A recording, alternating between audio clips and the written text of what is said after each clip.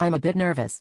Tonight on Fox News I'll be squaring off against Andrew Breitbart. That guy who claims to be morally outraged when leftists make frivolous accusations of racism and responds by doing the very thing he just got done calling depraved. That's the one.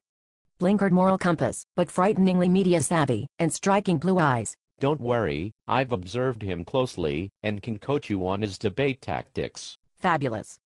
That would be super. I want to shame him into an apology. Impossible. He has no shame. But I can help you to expose the dishonorable tactics he employs in most TV spots. How will he react if I assert that he acted irresponsibly by publishing a misleadingly edited tape and falsely accusing a woman of racism? He'll brazenly assert that the real story is something else. The real story? Yes.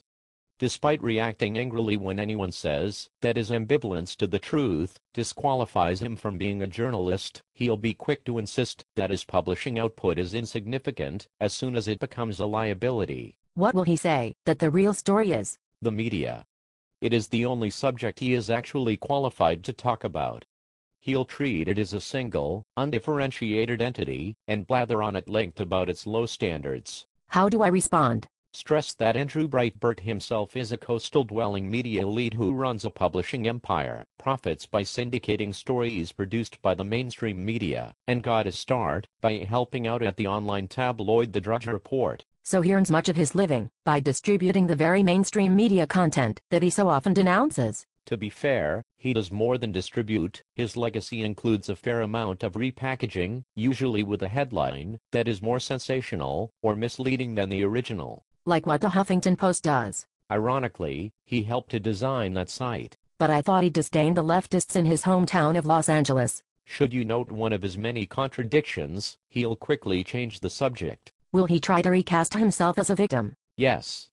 You'll hear overwrought allegations about how the left is trying to destroy him. How do I refute that? Avoid denying the grain of truth in his statement. Instead, deflate his hyperbole. When he tells you that leftists are totalitarians bent on his destruction, ask which ones specifically. And wait for his answer? If he doesn't evade the question, he'll eventually settle on John Podesta. He's obsessed with that guy. Give an amused chuckle and ask if he is afraid of Media Matters for America. He'll say no. He'd never admit to being afraid. Exactly. You can point out that if an actual totalitarian were bent on his destruction, he'd probably be afraid, but instead he is denouncing those who target him on national TV, before returning to his multi-million-dollar home to launch late-night flame wars on Twitter. Conclude by asking why he so frequently exaggerates the power of leftists, who clearly lack the capacity to destroy even their most vituperative critics.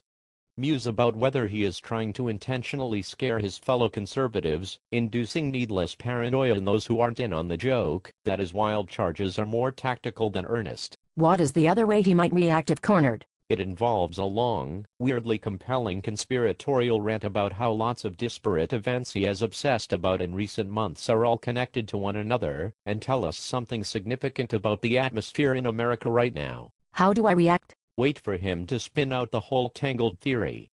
Then deadpan this question: did you come up with all that yourself or plagiarize it? He languidly insists on the former. And you'll laugh and say you were only joking, and that of course he came up with it himself, because there isn't any other political analyst on the right or left who'd dream that all the things he just mentioned are connected. Can I mention the man that big government cast as a would-be sex trafficker, even though the California Attorney General's office concluded that he is completely innocent of the charge? Breitbart knows it, and won't issue a correction. Don't go there. It is too complicated to explain via the inherently inane cable news format. What if I am given a minute at the end of the segment to sum up my thoughts? Say that Andrew Breitbart sometimes succeeds in pointing out objectionable behavior on the left, but that rather than work to end deplorable tactics that are by his own analysis hurting America, he engages in that very same behavior, operating on the idiotic assumptions that the end justifies the means and that turnabout is fair play. Wait. Even if someone were willing to engage in behavior that they themselves believe to be morally suspect, why would they focus on utterly inconsequential matters like the supposed racism of a low-level USDA official, or whether census workers are paid for their lunch hour?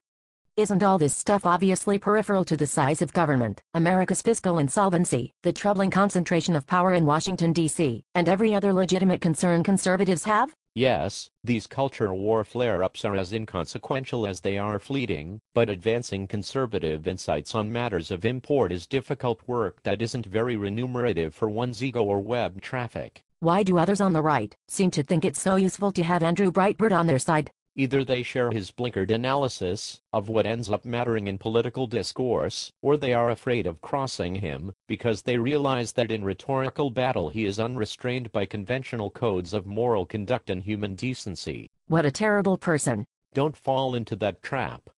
He's probably a decent enough guy in person.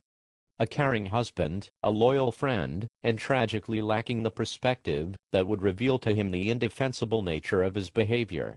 Criticizing him isn't personal.